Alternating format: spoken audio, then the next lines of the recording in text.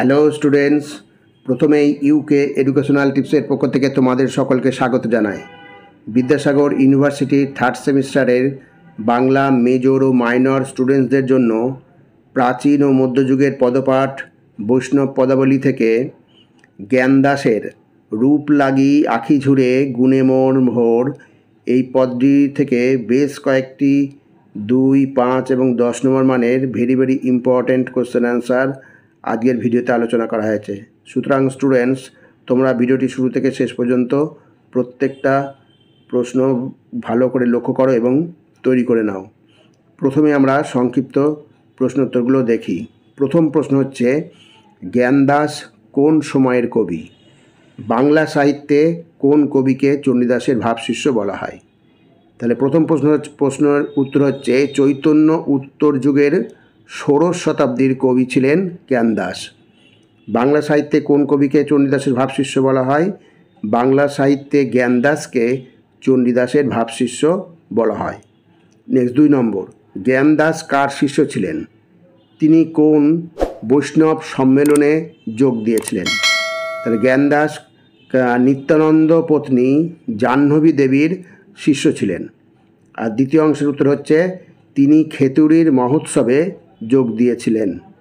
এবার 3 নম্বর প্রশ্ন, বৈষ্ণব পদাবলীর কোন কোন পর্যায়ে জ্ঞানদাস শ্রেষ্ঠত্ব দেখিয়েছেন?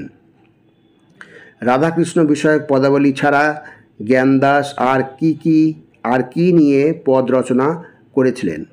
তাহলে প্রথম অংশ হচ্ছে, বৈষ্ণব পদাবলীর পূর্বরাগ, আক্ষেপানুরাগ এবং নিবেদন পর্যায়ের পদ রচনায় জ্ঞানদাস শ্রেষ্ঠত্ব দেখিয়েছেন। আর দ্বিতীয় অংশের উত্তর হচ্ছে, রাধাকৃষ্ণ বিষয়ক পদাবলী ছাড়া জ্ঞানদাস গৌরাঙ্গ ও নিত্যানন্দের লীলা বিষয়ক পদ রচনা করেছিলেন। এবার নেক্সট 4 নম্বর প্রশ্ন হচ্ছে, আক্ষেপানুরাগ পর্যায়ের পদ রচনায় জ্ঞানদাসের কৃতিত্ব বিচার করো। আক্ষেপানুরাগের পদ রচনায় চণ্ডীদাসের পরেই জ্ঞানদাসের স্থান। তাঁর সুখের লাগিয়া এ ঘর বাঁধনু পদটিতে রাধার বেদনার্ত হৃদয়ের যে অপূর্ব প্রকাশ ঘটেছে তা যেন চণ্ডীদাসকেও অতিক্রম করে যায়। নেক্সট 5 নম্বর, জ্ঞানদাসের সঙ্গে চণ্ডীদাসের দুটি পার্থক্য লেখো। জ্ঞানদাসের সঙ্গে চণ্ডীদাসের দুটি পার্থক্য হলো, প্রথম পার্থক্য হচ্ছে জ্ঞানদাস আত্মগত, চণ্ডীদাস তদ্গত। আর 2 নম্বর হচ্ছে, জ্ঞানদাস বৈষ্ণব তত্ত্বের আধারে পদ রচনা করেছেন, চণ্ডীদাস তা করেননি। এবার 6 নম্বর, জ্ঞানদাস কোন কোন ভাষায় পদ রচনা করেছেন? জ্ঞানদাস কি বিষয়ে কবিতা লিখেছেন? তাহলে প্রথম অংশ হচ্ছে, জ্ঞানদাস বাংলা ও ব্রজবুলি ভাষায় পদ রচনা করেছেন। আর দ্বিতীয় অংশের উত্তর হচ্ছে, জ্ঞানদাস শ্রীকৃষ্ণের বাল্যলীলা, নৌকাবিলাস, দানখণ্ড প্রভৃতি বিষয়ে কবিতা লিখেছেন। 7 নম্বর, জ্ঞানদাস কোন শ্রেণীর কবি? জ্ঞানদাসের কয়েকটি শ্রেষ্ঠ পদের প্রথম পংক্তিগুলি লেখো। তাহলে জ্ঞানদাস কোন শ্রেণীর কবি? জ্ঞানদাস ছিলেন গীতি কবি।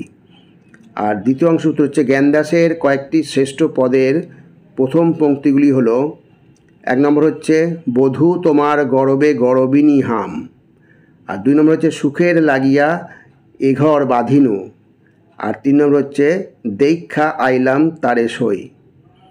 এবার নেক্সট, দরস পরশ লাগি আউলাইছে গা। পদটি কোন পর্যায়ের? পদকর্তাকে। আউলাইছে কথার অর্থ কী? তাহলে দেখো, দরস পরশ লাগি আউলাইছে গা পদটি পূর্বরাগ পর্যায়ের। পদকর্তা হলেন জ্ঞানদাস। আউলাইছে কথার অর্থ কী? আউলাইছে কথার অর্থ আকুল হয়েছে। নেক্সট 9 নম্বর, জ্ঞানদাস ও চণ্ডীদাস কোন কোন পর্যায়ের পদে খ্যাতি লাভ করেছিলেন? জ্ঞানদাস অনুরাগ ও আক্ষেপণরাগ পর্যায়ের এবং চণ্ডীদাস পূর্বরাগ ও আক্ষেপানুরাগের পদে খ্যাতি লাভ করেছিলেন। নেক্সট 10 নম্বর, জ্ঞানদাসের কবি প্রতিভার পরিচয় প্রদান করো। তাহলে জ্ঞানদাস একই সঙ্গে কবি ও শিল্পী। তিনি ভাবাবেগকে শিল্পীর সূক্ষ্ম কারুকর্মের রূপ দিয়েছেন। নায়িকা রূপ বর্ণনায়, প্রেমাবেগের আরতি, রূপ বিভোরতা ও মিলন ব্যাকুলতাকে শ্রীমণ্ডিত করে তুলেছেন। এইবার আমরা 5 ও 10 নম্বরের কিছু গুরুত্বপূর্ণ প্রশ্ন আমরা দেখি। প্রথম প্রশ্ন হচ্ছে, রূপ লাগি আঁখি ঝুরে পদ্মটির কাব্য সৌন্দর্য বিচার করো। ভেরি ভেরি ইম্পর্টেন্ট প্রশ্ন, অবশ্যই এটা তোমরা রেডি করে রাখবে। 2 নম্বর হচ্ছে, পদকর্তা ও পর্যায় উল্লেখ করে পদ্মটির বক্তব্য নিজের ভাষায় বিবৃত করো। পদটি কি? পদ্ম হচ্ছে রূপ লাগি আঁখি ঝুরে। নেক্সট 3 নম্বর, রূপ দেখি হিয়ার আরতি নাহি টুটে বল কি বলিতে পারি বা বলো কি বলিতে পারি যত মনে ওঠে। কে লিখেছেন? পদটি কোন পর্যায়ের? উদ্ধৃত অংশের তাৎপর্য ব্যাখ্যা করো। খুব ভালো করে এটা তৈরি করবে। এবার 4 নম্বর, গুরু গরবিত মাঝে রহি সখী সঙ্গে পুলকে পুরয়ে তনু শ্যাম পরসঙ্গে। কার রচনা? কোন পর্যায়ের পদ? অংশটির অর্থ পরিস্ফুট করো। ভেরি ভেরি ইম্পর্টেন্ট প্রশ্ন, এগুলো খুব ভালো করে তোমরা রেডি করে রাখবে। নেক্সট, পূর্বরাগ কাকে বলে?